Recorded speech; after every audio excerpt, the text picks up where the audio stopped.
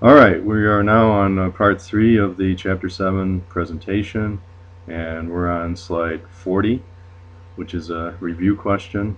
Uh, the reconciling item in a bank reconciliation that will result in an adjusting entry by the depositor, which means the company, not the bank, is D, bank service charges.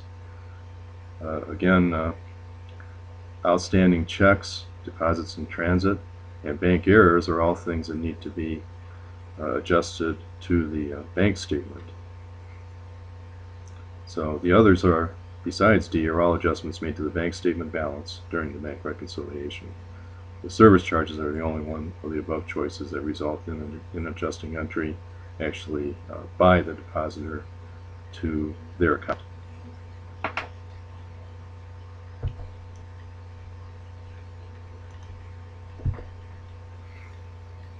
On slide 41, electronic fund transfers are great in terms of convenience involved with paperless transactions, but they must be adequately controlled in terms of who can initiate them and approve them. And as part of my job, I verify that at my place of work that only a select few people can either initiate or approve EFT transactions, and no one person can do both. As we move to slide 42, on the Madoff Ponzi scheme, and I'm sure you've heard a lot about this in the news over the last couple of years.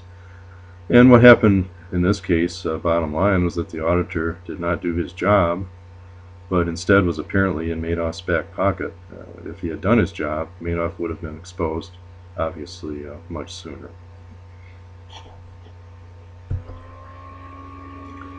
On slide 43, cash is always the first current asset listed in the balance sheet because of its liquidity.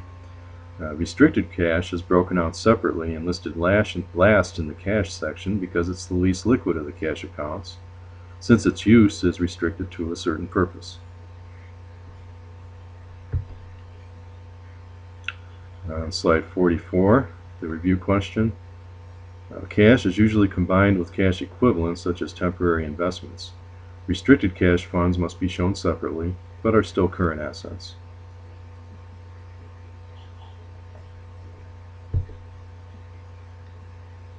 On slide 45, on basic principles of cash management, idle cash should be invested even though today's interest rates are so low.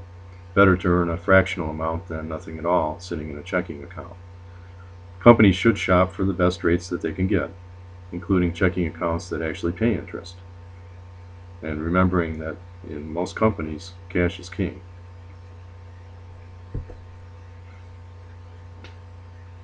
On slide 46, the cash budget is something you'll get into further if you take the ACC 2415 managerial accounting course.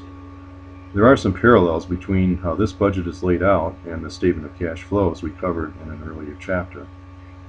Note that the sections for cash receipts, cash disbursements, and financing, which includes a borrowing item.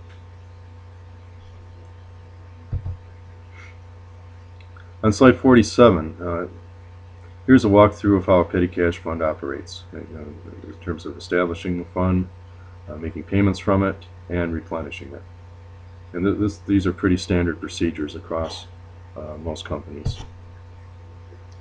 So in establishing the petty cash fund via a journal entry shown here, it looks like this, and the thing about the petty cash fund is that the debit to petty cash of 100 will never change unless the fund amount is authorized to have a higher or perhaps a lower amount. Excuse me. Other than that, all the transactions that occur in the petty cash account are going to be debited to their various expenses, credited to cash, and then when the petty cash account is replenished, it will simply be a debit to cash, showing that the petty cash account was replenished for those expenses that were taken out of it. On slide 49, and note that what we've got going on here is that the custodian of the petty cash fund requested a check for $87.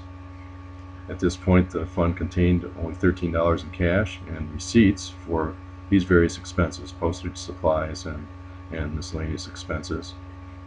And you need to hope that the sum of your receipts and the cash that's left in the fund obviously equal the amount of the fund. So in terms of the replenishment needed, it's $87, and this entry shows the various expenses and then the credit to cash of $87.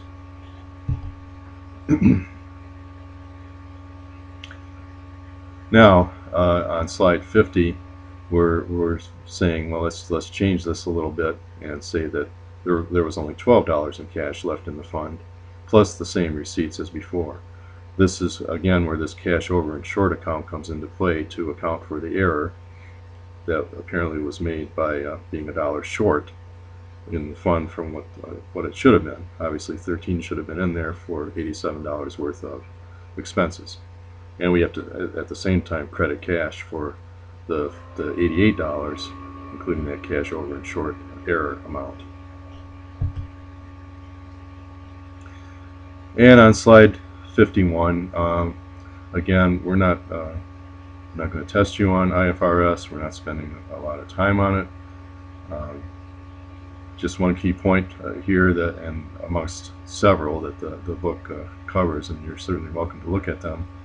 And again, you know, whatever was on the syllabus regarding IFRS questions, you're certainly welcome to look at them, but that's not a required part of the course. I guess I should continue to keep making that clear.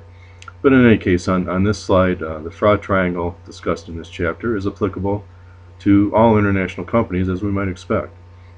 Some of the major frauds on an international basis are Parmalat in Italy, Royal Hold in the Netherlands, and Satyam Computer Services in India. I have no idea if I'm pronouncing those names correctly. Rising economic crime poses a growing threat to companies, with nearly half of all organizations worldwide being victims of fraud in a recent 2-year period. So, just making the point that from an international standpoint, fraud is a big problem, as it is here in the United States. And that's basically wraps up the discussion of the Chapter 7 presentation.